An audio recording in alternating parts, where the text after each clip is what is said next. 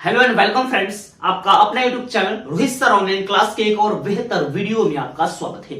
तो इस वीडियो में हम बात करेंगे बिहार बोर्ड क्लास 10th वाले जो स्टूडेंट हैं उन्हीं के लिए वीडियो है। जो 2023 का तैयारी कर रहे हैं ना क्लास 10th के लिए, उन्हीं के लिए वीडियो हम बना रहे हैं और मैथमेटिक्स का यह वीडियो है। तो इस वीडियो में हम जो बात करेंगे ना 10th वाले के लिए प्रश्नावली 1.2 के बारे में बात करेंगे। पूरा एक ही वीडियो में आपका 1.2 का पूरा जितना प्रश्न है ना सभी के बारे में एक ही वीडियो में हम बात कर लेंगे, जो आपको बेहतर तरीका से मैं समझाऊंगा। हर एक वीडियो में मैं तो समझाता हूं, आपको बेहतर से बेहतर तरीका में इस वीडियो में एक नए अंदाज से हर एक प्रश्न को, हर एक क्वेश्चन को मैं आपको समझाऊंगा मेरे दोस्त। तो यहाँ पर मैंने पूरे प्रश्न के बारे में बात करेंगे। तो पहला नंबर हमारे पास जो प्रश्न है ना, क्या कह रहा है कि निम्नलिखित संख्याओं को अभाज्य गुणनखंडों के गुणनफल के रूप में व्यक्त कीजिए। तो अभाज्य गुणनखंड किसको कहते हैं, अगर इसके बारे में आपको समझ में नहीं है ना, तो मैं आपका जो फर्स्ट वीडियो जो दिया था ना वास्तविक संख्या का, उस वीडियो को देख लीजिएगा। उस वीडियो में आपको पूरा इसकी जो बेसिक कॉन्सेप्ट है ना, वास्तविक संख्या किससे कहते हैं, कितने प्रकार की होती है, उसका जो प्रकार है, उसका बेसिक कॉन्सेप्ट, उसके बारे में हम उस वीडियोस में बताए हैं। उस वीडियोस को देख लीजिएगा, उससे भी समझ में आ जाएगा। और नहीं तो इस वीडियोस में आपको बेहतर तरीका से तो जरूर आएगा समझ में। तो इसमें कह रहा है कि अभाज्य गुणनखंडों, अभाज्य गुणनखंडों के गुणनफल के रूप में आपको व्यक्त करना है। तो यहां पे हम लोग पहला नंबर प्रश्न लेते हैं। पहला प्रश्न क्या है, 140, यानी 140 का अभाज्य गुणनखंड करना है। किस तरह से करेंगे अभाज्य गुणनखंड, 140 का क्या होगा, इसका आंसर देखते चलिएगा। 140 अभाज्य करने का मतलब कि वैसी संख्या जो एक अथवा यानी एक से बड़ी वैसी संख्या जो एक अथवा अपने को छोड़कर किसी दूसरे से भाग नहीं लगता है ना, उसी को अभाज्य संख्या कहते हैं। तो देखिएगा, यह 2 से अगर लगाते हैं हमको हमारे पास 70 आता है, फिर 2 से 35, फिर 5 से 7, इस यही हो गया हमारे पास अभाज्य गुणनखंड। इसी का अभाज्य गुणनखंड लिखना है तो लिख देंगे अभाज्य 140 का अभाज्य गुणनखंड।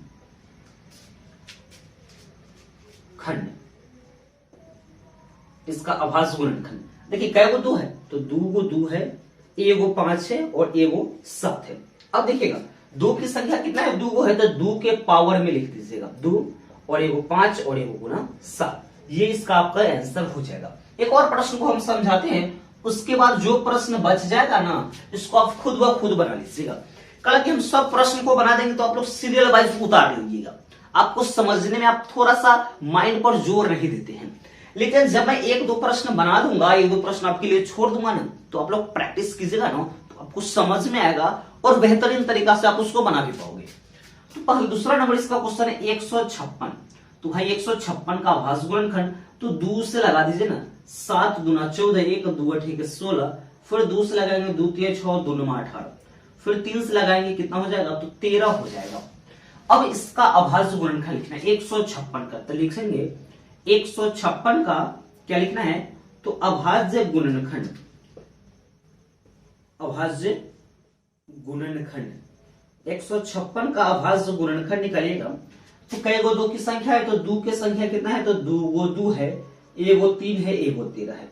इसमें भी 2 2 गो है, तो 2 के पावर 2, 1 3 और 1 क्या हो जाएगा, तो 1 13 हो जाएगा।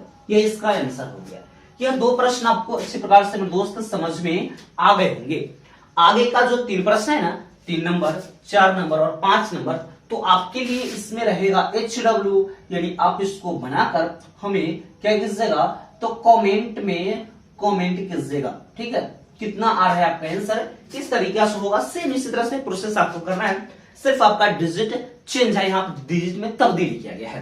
क्या है, 38 25, इसको आता है 5 4 5, फिर आता है 7429 है। तो यहाँ पे मैंने 2 प्रश्न आपको बना दिया है और 3 प्रश्न आपके लिए है, जो आप इसको प्रैक्टिस कीजिएगा अच्छी प्रकार से, वो क्वेश्चन भी आपको समझ में आ जाएंगे। और दूसरा नंबर इसका प्रश्न है क्या, कि पूर्णांकों के निम्नलिखित युग्म के HCF और LCM ज्ञात कीजिए। जो पूर्णांक, जो संख्या हमको दिया गया है, इसके निम्नलिखित युग्मों है, उसका क्या निकालना है, HCF और LCM ज्ञात कीजिए। इतना तक कह रहा है। फिर इसके बाद कह रहा है तो था इसकी जांच कीजिए, और इसको जांच क्या करना है कि 2 संख्याओं का जो गुणनफल है ना, HCF गुणा LCM की क्या है, तो बराबर ही हमको जांच करना है। पहले तो इसका HCF निकालना है और फिर इसमें हमको जांच करना है कि 2 संख्या का गुणनफल बराबर HCF गुणा LCM, उसको हमें जांच करना है। तो चलिए इसको हम बनाते हैं। पहला नंबर प्रश्न को इसमें बनाएंगे हम लोग। क्या है? 26 और 91। 26 और 91 के बीच का पहले तो हमें HCF निकालना है, वह भी अभाज्य गुणनखंड से हम लोग निकालेंगे। देखिएगा, तो 26 से इसका अभाज्य गुणनखंड करते हैं। 26 को कितना 2 से लगेगा? 13 लग गया, हो गया। फिर इसके बाद 91 है। 91 कितना से लगेगा? 7 से 13 से 91 हो गया। फिर यहाँ पे करेंगे कि 26 बराबर जो इसका गुणनखंड आया है कितना है? 1 2 और 1 13 है। फिर 91 का है कितना है? 7 गुना कितना है? तो 13 है। तो कौन संख्या मिला, यानी इसमें कौन सा संख्या दोनों में मिला? तो 13 दोनों में मिला, तो वही इसका क्या होगा? HCF हो जाएगा। तो HCF कितना निकल गया? तो 13 निकल गया। अब इसका एलसीएम क्या आएगा? तो एलसीएम बराबर, अब देखिए जो दोनों में मिला उसको एक बार हमको जोड़ना है। तो 2 गुना 7 और 7 में फिर 13, तो पूरा को गुना करते हैं। कितना हो जाएगा? 13 से 91 और 91 में 2 से गुना करेंगे तो 100 क्या हो जाएगा? तो 182 इसका क्या हो जाएगा? तो इसका आंसर आ गया। एलसीएम और एचसीएफ का आपका आंसर आ गया। अब कह रहा है कि इसको जांच कीजिए। तो जांच क्या करना है कि दो संख्याओं का गुणनफल हमें अब जांच करना है। लिख देंगे ऊपर में जांच करने पर। तो जांच करने पर तो जांच क्या करना है भाई? तो दो संख्याओं का गुणनफल लिख लेंगे कि दो संख्याओं का गुणनफल बराबर क्या जांच करना है? HCF गुना LCM। तो दो संख्याओं का गुणनफल, तो दो संख्या कहने का मतलब कि संख्या हमारे पास कितना है? तो 26 और कितना है? तो 26 और 91 है। ये हमारे पास संख्या दिया हुआ है। अब कह रहा है कि उसका HCF और LCM दोनों को गुना कीजिए। तो HCF कितना है? तो HCF 13 आया हुआ है और LCM 182 है। अब देखिए हमको आ रहा है या नहीं, तो इसको हम गुना करते हैं। तो 26 से 91 में गुना करते हैं, कितना हो जाएगा? 6 9 6 54 55 56 5 9 2 18 18 2 20 3 23। कितना आ गया? 23 66 आ गया, यानी हमें आ गया 23 66। अब इसको गुना कर लेंगे 182 से 13 में गुना करेंगे। 2 3 6 8 3 24 के 4 हासिल 2, ये कितना हो जाएगा? 3 और 2 5 हो जाएगा। फिर इसमें करते हैं तो क्या हो जाएगा? 2 8 1 कितना हो जाएगा? 6 6 8 5 13 3 हासिल 1 कितना? 23 66 आ गया इसका भी। तो 23 66 आ गया। तो 23 66 आ गया, तो यहां तक तो हमको सिद्ध हो गया, जांच हो गया, नहीं बराबर है ना। तो यही हमको करना था, यानी जो संख्या दिया हुआ है पहले उसको तो हमको HCF और LCM निकाल लेंगे। अब फिर करेंगे उसको जांच कीजिए। तो जांच क्या करना है मेरे भाई? तो जांच करना है दो संख्याओं का गुणनफल बराबर HCF गुना LCM करके हमको बराबर दिखा देना है कि हाँ भाई इसका बराबर आ रहा है नहीं आ रहा है। तो बराबर आ रहा है, यही तो हमारा आंसर है। हमारा मेन आंसर जो क्या है? HCF 13 होगा और LCM 182, यही आंसर हो गया। यह प्रश्न आपको समझ में आ गए होंगे। तो यह प्रश्न समझ में आ गया तो पहला नंबर तो मैंने बना दिया आपके लिए, लेकिन यह जो 2 नंबर और 3 नंबर है सेम प्रोसेस के साथ इसी तरीका से बनेगा। तो आप लोग तो बखूबी इसको बना लोगे प्रश्न को अच्छी प्रकार से। तो आपके लिए यह भी 2 प्रश्न है। पहले नंबर वाले प्रश्न में भी 3 प्रश्न मैंने दिया है, जो आपको प्रैक्टिस के लिए उसको प्रैक्टिस कर लीजिएगा, अच्छी प्रकार से उसको बना लीजिएगा। इसमें भी प्रश्न मैंने 2 दे दिया। 510 और 92 के बीच का HCF और LCM निकालना है और इस तरह से जांच कर देना है। फिर 336 और 54 के बीच का HCF निकालना है और उसके बीच इसी तरह से हमको जांच करके दिखा देना है, जो आपका राइट आंसर आ जाएगा। आपको अच्छी प्रकार से सब वीडियो समझ में आ रही होंगी। तो अगर ये वीडियो समझ में आ रही है तो एक बार लाइक कर दीजिएगा। अगर इस चैनल पर नए तो चैनल को सब्सक्राइब कर लीजिएगा और बेल नोटिफिकेशन को ऑन कर लीजिएगा मेरे दोस्त, क्योंकि इसी तरह का वीडियो लाजवाब वीडियो मैं आपके लिए लाता हूं, जो आपको सबसे पहले नोटिफिकेशन उसका पहुंचेगा।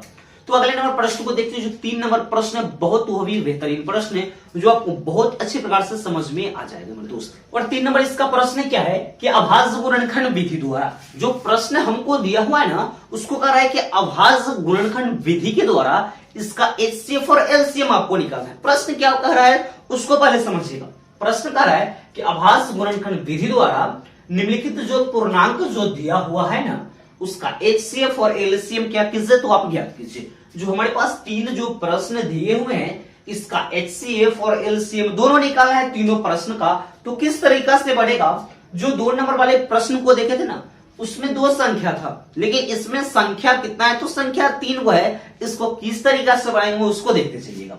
तो पहले नंबर प्रश्न को हम लोग बनाते हैं, कितना है 12, 15 और 21 का हमको क्या करना है, तो आभास गुणनखंड विधि से इसका क्या निकालना है, एलसीएम और एचसीएफ निकालना है। तो पहले हम लोग 12 का गुणनखंड करेंगे, तो आभास गुणनखंड करेंगे 12 को 2 से 6, फिर 2 से 3। अब इसके बाद आप 3 से भी लगा सकते हैं, 3 से एक बार में 3 एकम 3, इस तरह से भी हम लोग कर सकते हैं। ठीक है, ये हो गया। फिर 15 का कर रहे हैं हम, तो 3 से लगेगा, 3 5 15, फिर 5 से एक बार में लगा सकते हैं। फिर 21 है, तो 21, 3 7 21, और फिर 7 से, तो 7 एकम 7 हो जाएगा, ये हो जाएगा। अब ये देखिएगा 12 का हम लोग जो गुणनखंड किए है से 15 का किए है वो वाला, और 21 का किए है से। इसके बाद हम इसमें लिख सकते हैं कि ये 12 का आभास गुणनखंड, 15 का आभास गुणनखंड, ये 21 का आभास गुणनखंड, या बराबर करके आप लिख दीजिएगा तो ये भी हो जाएगा। तो छोटा संख्या पहले 1 है, इसके बाद 2 गो 2 है, 2 गो 2 लिख लीजिए, 1 गो 3 है। फिर 15 वाला में 1 गो 1 है, 1 गो 3 है और 1 गो 5 है, ये हो गया। फिर 21 वाला में 1 गो 1 है, 1 गो 3 है और 1 गो क्या है, तो 7 है।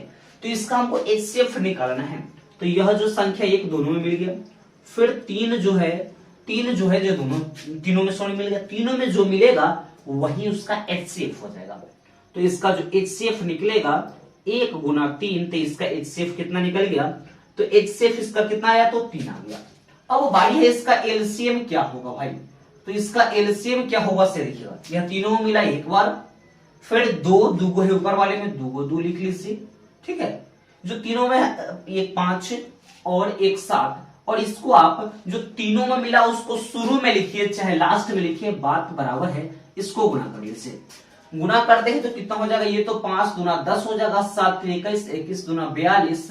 अब 42 में 10 से करेंगे तो कितना हो जाएगा, तो 420 उसका क्या हो जाएगा, तो एलसीएम हो जाएगा। ये चीज आपका बन गया है।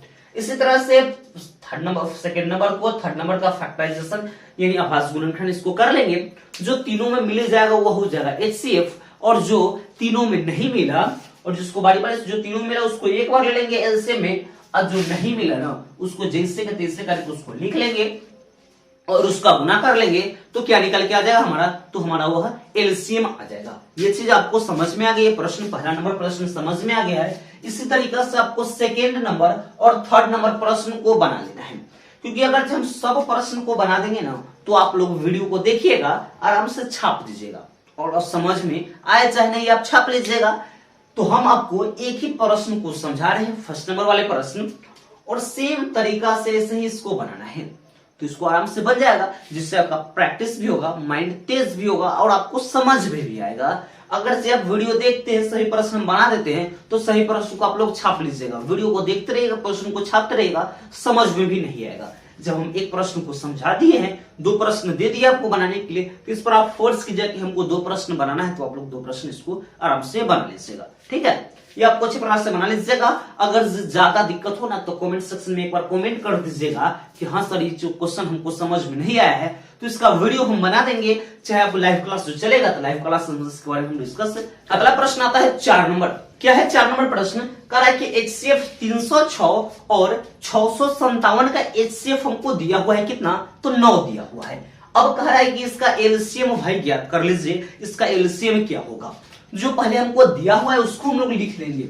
हमें एचसीएफ दिया हुआ है किसका, 306 और 657 का एचसीएफ 9 दिया हुआ है।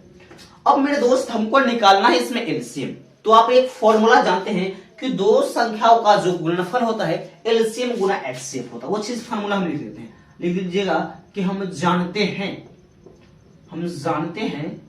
2 संख्याओं का गुणनफल, तो 2 संख्याओं का गुणनफल एचसीएफ गुना क्या होता है, तो एलसीएम होता है। 2 संख्याओं का जो गुणनफल है वह एचसीएफ गुना क्या होता है, तो एचसीएफ गुना एलसीएम होता है। अब देखिएगा इसमें हमको एचसीएफ दिया हुआ है, अब निकालना क्या है, तो एलसीएम निकालना है, और दोनों संख्याओं का गुणनफल के जगह पर दोनों संख्या का गुणनफल कर लेंगे। अब देखिएगा हमको निकालना है एलसीएम, तो एचसीएफ इधर गुना में इधर आ जाएगा तो भाग में आ जाएगा, तो हम इसको लिख सकते हैं कि दो संख्याओं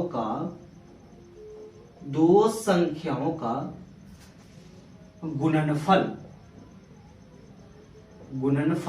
और बटा में क्या लिख दीजिएगा, तो बटा में लिख दीजिएगा HCF और बराबर इधर LCM। अब देखिएगा यह LCM को हम पहले लिख ले चाहे LCM को हम बाद में लिखे, कोई दिक्कत नहीं है। इस LCM को हम लोग इस तरीका से लिख सकते हैं कि LCM बराबर दो संख्याओं का गुणनफल बटा HCF होता है। अब दो संख्या के गुणनफल का मतलब कि इस दोनों संख्याओं को गुणा कीजिएगा, 306 और 657 और बटा में इसका HCF कितना आया है, तो 9 आया है। अब देखिएगा 9 से कट जाएगा, 9 तिया 27, 27 तो 3 36 बच जाएगा, तो 9 चौक 36 हो जाएगा। यानी इसका LCM आ जाएगा 34 गुना 657 में हम गुना करेंगे, 657 में हम 34 से जो गुना करेंगे ना वो इसका LCM आ जाएगा। तो गुना हम लोग करते हैं, 4 सते 28, 2 4 5 20, 20 2 22 के 2 हासिल 2, 4 6 24 25 26। फिर इसको गुना करेंगे, 3 7 21, 15 2 17 के साथ हासिल 1, 36 18 19, ये हो जाएगा 8 3 7 6 13 का 3 हासिल 1, 9 2 12 2 हासिल 1, यानी 22 300 क्या हो जाएगा 38। यानी एक बार आप लोग चेक कर लीजिए इसको गुना को, आंसर इतना ही आ जाएगा 22 338 हो जाएगा इसका आंसर। यानी 22 338 इसका क्या निकल गया, तो इसका क्या आ गया, तो LCM आ गया। गुना में चेक कर लीजिए, कहीं गुना गलती हो तो आप लोग सुधार सकते हैं, लेकिन ऐसे तो जहां तक हम मल्टीप्लाई किए तो सही आया है। तो जो इसका LCM हो जाएगा 22,338, इसका HCF आ जाएगा।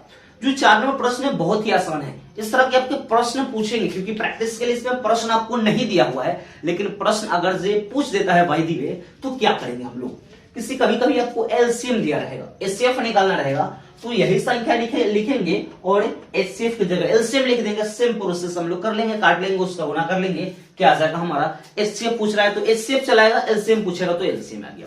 फिर यहाँ पे हमारे पास प्रश्न आता है 5 नंबर।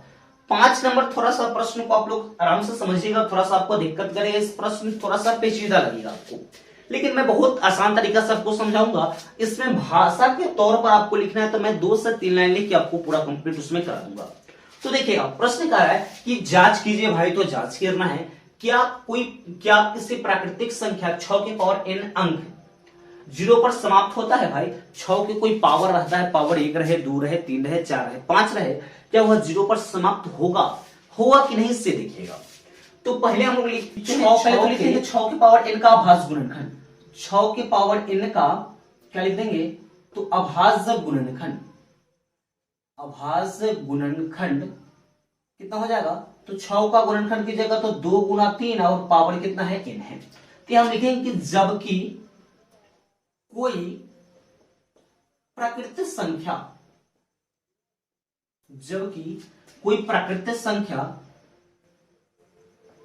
0 पर समाप्त होती है, 0 पर समाप्त होती है, तो उसकी संख्या 2 गुना 5 के रूप में होता है। अब यहां तक समझिएगा, यानी 6 के पावर n का हम लोग जो संख्या देगा उसका अभाज्य गुणनखंड कर लेंगे। अब लिखेंगे जबकि कोई प्राकृतिक संख्या जो 0 पर समाप्त होती है तो उसका जो अभाज्य गुणनखंड है 2 गुना 5 के रूप में होता है। ठीक है, इस तरह से है, लेकिन यह तो 2 गुना 5 के रूप में नहीं है, तो लिख देंगे अतः 6 के पावर n 0 पर क्या होगा, समाप्त नहीं होगा। जो 6 नंबर प्रश्न है इसमें भाषा जैसा आपको लिखना है, इस तरह की स्टेटमेंट लिख दीजिएगा, 6 नंबर प्रश्न आपका हो जाएगा। तो 5 नंबर प्रश्न आपको समझ में आ गया होगा। और बहुत इसमें क्या करना है, क्या कह रहा है कि जांच कीजिए, फिर से एक बार देख लीजिए, कह रहा है कि जांच कीजिए भाई कि 6 की पावर जो n है प्राकृतिक संख्या वो 0 पर समाप्त होता है कि नहीं। तो यहां हम लोग लिख लेंगे कि 6 के पावर n का अभाज्य गुणनखंड लिख लीजिएगा, जबकि कोई प्राकृतिक संख्या 0 पर समाप्त होती है तो उसकी जो अभाज्य गुणनखंड है, अभाज्य गुणनखंड इसलिए यहां अभाज्य गुणनखंड लिख लीजिएगा, उसकी क्या हो जाएगा, उसकी अभाज्य गुणनखंड कितना 2 गुना 5 के रूप में होता है, लेकिन यहां तो 2 गुना 5 के रूप में नहीं है, नहीं ना भाई। तो क्या हो जाएगा कि अतः 6 के पावर n शून्य पर समाप्त नहीं होगा। यह 5 नंबर आपको अच्छे प्रकार से समझ में आ गया होगा।